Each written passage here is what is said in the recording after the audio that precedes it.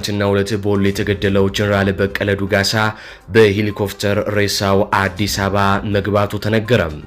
ከሱ በተጨማሪ በወሎ በተለያዩ ግንባሮች በፋኖ የተገደሉ ኮሎኔሎችና ሻለቃዎች የመከላከያ ከፍተኛ አመራሮች በዛሬው ዕለት በምትመለከቱት መልኩ በቀጥታ በአማራ ቴሌቪዥን እየታዩ መቀበራቸውም ተነግሯል።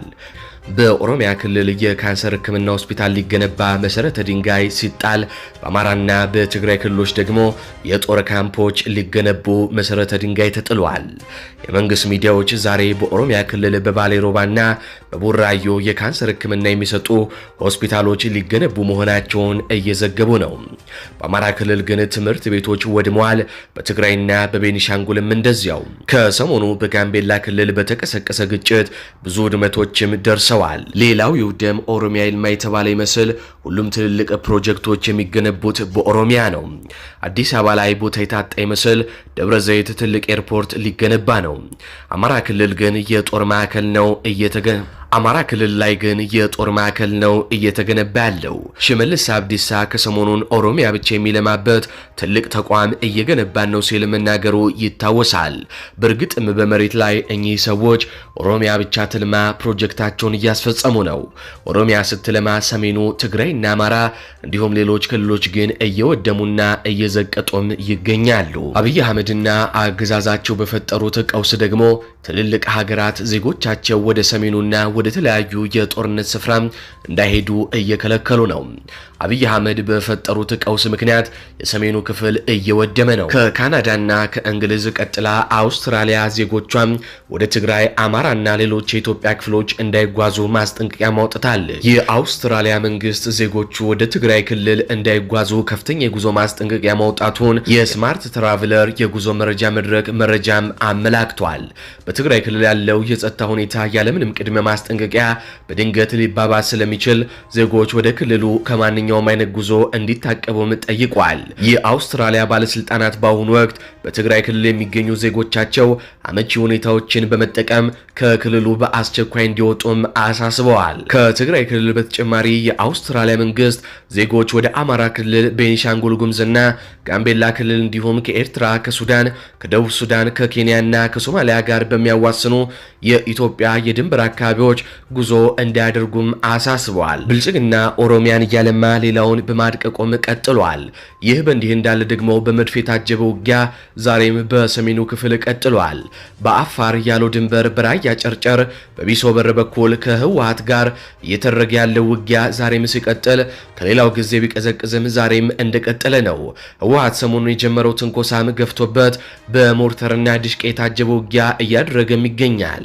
የህወሓት ኃይሎች ወደ አልውጋም ቦታ መርፋትና ቢሶበር አካባቢ ከባባድ መሳሪያዎችን ጨምሮ ሰራዊታቸውን እያስጠጉ መሆናቸውንም ከስፍራ የደረሰን መረጃም ያመላክታል።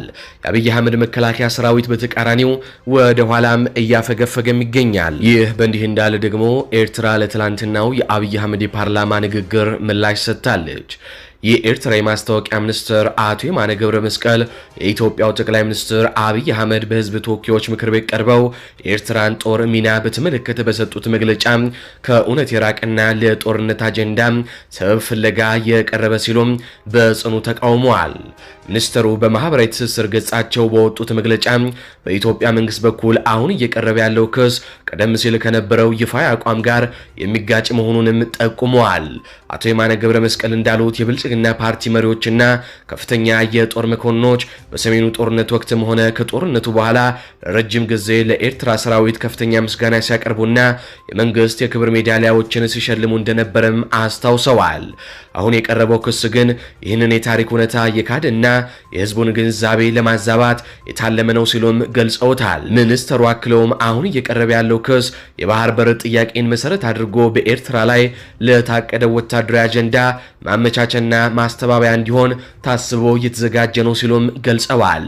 ጠቅላይ ሚኒስትር አብይ አህመድ በንግግራቸው ወቅት የተጠቀሙት የጎላን ኮረብታዎች ንጽጽርም ሚስጥሩን ጠቅሰውታል። ጠቅላይ ሚኒስትሩ በንግግራቸው ውስጥ የጎላን ኮረብታዎችን እንደ ምሳሌ መጥቀሳቸው በኤርትራ ላይ ያላቸውን ህገወጥ የጦርነት ፍላጎት በግልጽ የሚያሳይ ነውም ሲሉ የማነ ገብረ መስቀል ተናግረዋል። የጎላን ኮረብታዎች ከሶሪያ የተያዙና በአሁኑ ወቅት በእስራኤል ቁጥጥር ስር ያሉ ስትራቴጂያዊ ስፍራዎች ሲሆኑ ጠቅላይ ሚኒስትሩ ይህንን ንጽጽር ለባህር በር ጥያቄያቸው እንደ ማሳያ መጠቀማቸው በኤርትራ በኩል እንደ ወታደራዊ ስጋትም ተወስዷል የተባለው የኤርትራ መንግስት በከፍተኛ ባለስልጣናት በኩል የሰጠው ይህ ምላሽ በሁለቱ ሀገራት መካከል የነበረው ወታደራዊ ትብብር አብቅቶ ወደ ከፍተኛ የዲፕሎማሲያዊና የቃላት ፍጥጫ መሸጋገሩንም የሚያረጋግጥ ነው ተብሏል።